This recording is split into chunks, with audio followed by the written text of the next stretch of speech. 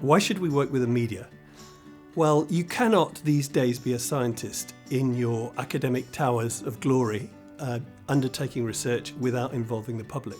Not least because a lot of the work that we do is directly relevant to the public. It can be environmental awareness and how we should behave, or it can be things that help us increase our ability to live properly or efficiently. So if we don't work with the media, how are people going to find out about it? So how do we engage with the media? Well, the easiest thing obviously is if you've previously engaged with the media will engage with you. They'll come back to you, they'll phone you and they'll say, are you interested in doing an article or a television piece on this or that subject? It's much more difficult if you're just starting out. But even so, there are ways that you can contact the media that lets them be aware of the sort of research you're doing and make a decision about whether it's relevant for the people that watch their shows or read their newspapers. So you can contact local newspapers and say, I've got an interesting story on cockles on the beach in Swansea or something, and they can say, oh yeah, that's interesting. And these small steps can lead to bigger steps and bigger steps. Again, as I say, it's really important that the public know the sort of things that we get up to. What attributes do journalists tend to like that make your research interesting? Well, that partly depends on how you're presenting your research. So one of the things will be if you're presenting it in a newspaper, then the way you speak is not going to be particularly important.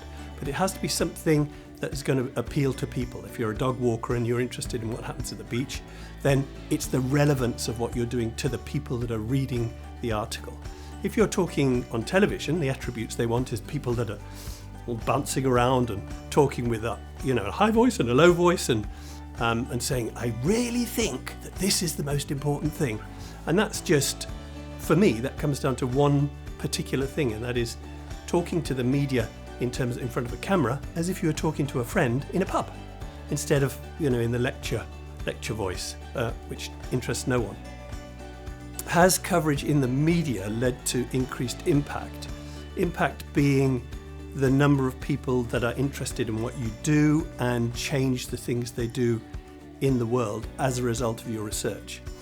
Definitely that is the case.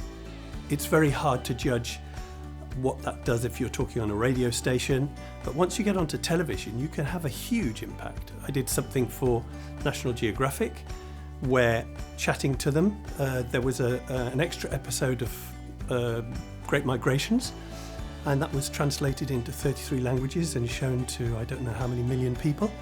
And schools changed the way they taught syllabuses as a result of that. And that had very important conservation implications and informing people about what happens with wildlife. So the simple answer is yes, it can have a huge effect. And the number of people that watch it relates to the extent of that effect. What university resources are there to enable access to the media? That's quite a difficult one for me to answer because I have enough contact with the media that I don't really use the university resources much. But if I wanted to, I'd go to Liz Kenny. Say, Liz, what do I need to do? I think this is a really interesting story. And she'll say, let me tell you about our resources. And everything will happen after that.